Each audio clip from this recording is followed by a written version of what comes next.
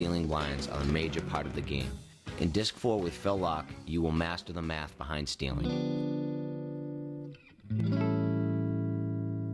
There is a couple of hands which I tend to call trouble hands. Ace with a low kicker. Of course, there's a reason for people liking the ace in their hand. Ace is the biggest card. You make the highest pair when the ace comes on the flop. But you're not the only one at the table who thinks that way. A lot of times you will have 2-3 people in there, and they're all there because they have an ace in their hand. So if you're sitting there with an ace-4 and you're up against another guy with an ace-9, you're in a lot of trouble. Even if the ace comes on the board, you flop a pair of aces, you feel like, hey, this is a good hand. You might be up against somebody with a bigger ace. So it can create a lot of trouble, the ace with the weak kicker. Another very tough starting hand is the low to middle pairs. Again, it looks like you're starting out with a good hand, decent hand, which you are, but they're very tough to play. And sometimes when you have a medium small pair as a pair of 5s or pair of 6s, you're hoping to catch that other 5, that other 6 to flop 3 of a kind. Makes a really strong hand.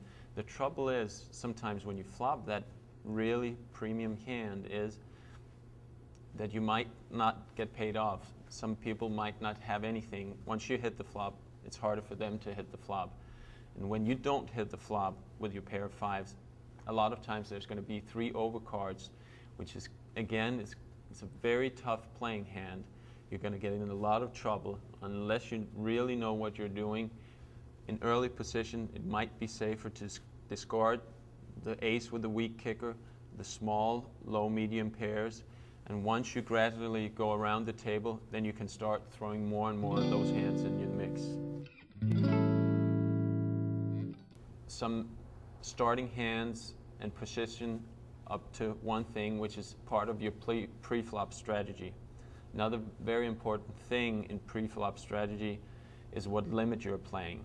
In a lot of the examples, I'm going to think that we're playing a no-limit tournament in which you start out with 10,000 in chips. A lot of times the limit started out 25 and 50 in the blinds. There's no antes, which means you start out with 10,000. You can play a lot of poker for that 10,000 with only 25 and 50 blinds. You start out with 10,000, there's only $75 in the pot. So you have to consider what is your goal playing the different hands. Are you trying to just win the $75 that's in there, which will increase your stack to 10,075? It doesn't seem to be the right objective. You're trying to win bigger pots. Your main goal is to make as much money as possible, to increase your stack, to get a good spot in the tournament. And that's not going to happen if you're just trying to pick up the $75. Your strategy changes as we go on in the tournament. A little bit later, the blinds are going to be 50, 100, 100, 200. At some point, it's going to be 200, 400, and you might put 25 antes, and suddenly the bets are going to be a lot bigger. It's going to be interesting to pick up the blinds. You're starting out the tournament at a very low limit, and you're not just interested in picking up the blinds. That's going to be a significant strategy later. So what I recommend, actually in early stages of the tournament, where your objective is obviously not to steal the blind to increase your stack from 10,000 to 10,075, is limping in. Limping in as a tactic is very powerful. A lot of times, early stages of the tournament, I will limp in with aces. I'm not interested in winning the 75. I'm interested to trap people, maybe make a big score early on in the tournament, which can be very powerful, get you in good position, have a lot of chips for later on. As we go on in the tournament, the strategy becomes much more different. When the limits are 200 and 400, and now suddenly you can, by winning the blinds, you increase your stack by 600. It's much more important to try and pick up the blinds. So one important key decision in your pre-flop strategy is to see what your goal is. When they're very small, your goal should be a little bit more of trapping people. So that all sums up to a good, sound pre-flop strategy knowing what limits you're playing, knowing what good, solid, basic starting hands is, and what position you have around the table. Bluffing is a big part of No Limit Hold'em. Actually, you see a lot of very talented No Limit Hold'em tournament players. They step into a side game playing Limit Hold'em. There's a big, big difference between Limit Hold'em and No Limit Hold'em. You can't bluff in Limit Hold'em. No Limit Hold'em, you can't bluff. And you should do it, and you should do it often. You try it, take stab at pots, small bluffs, big bluffs, medium bluffs. It's going to work a lot of times. Of course, you're going to have to try and read your opponent, do it at the right time. Timing is very important, but bluffing is a big key in winning No Limit Hold'em tournaments. I have bluffed 2 players before, but again, it's also more interesting to get the hands shown at the end and kind of discuss the possible scenarios.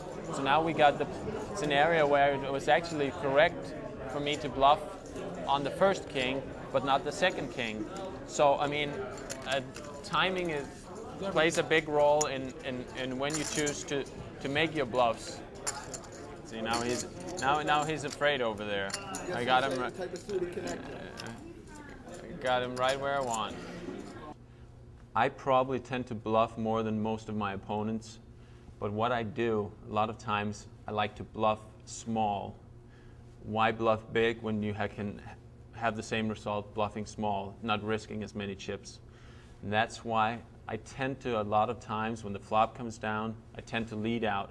I tend to make the small bluff right away.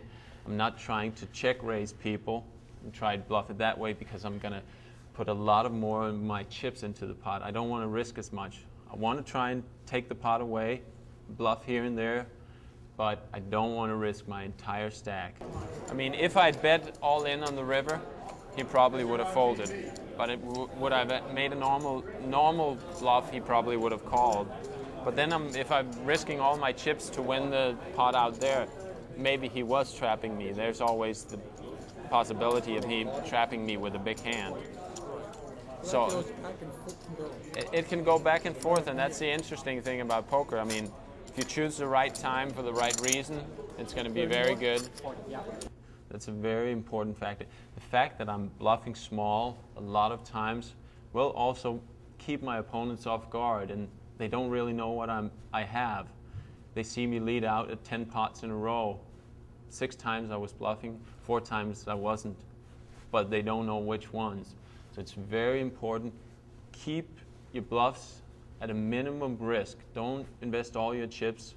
I will say sometimes the big bluffs, of course they will work, but you've got to be very careful, very selective when you push all that money into the pot. You don't really want to play a tournament, play for 3 hard days, and then just going out like poof, bluffing all your chips away. It's much better trying to take small stabs at 5 different pots than taking one big stab at 1 pot.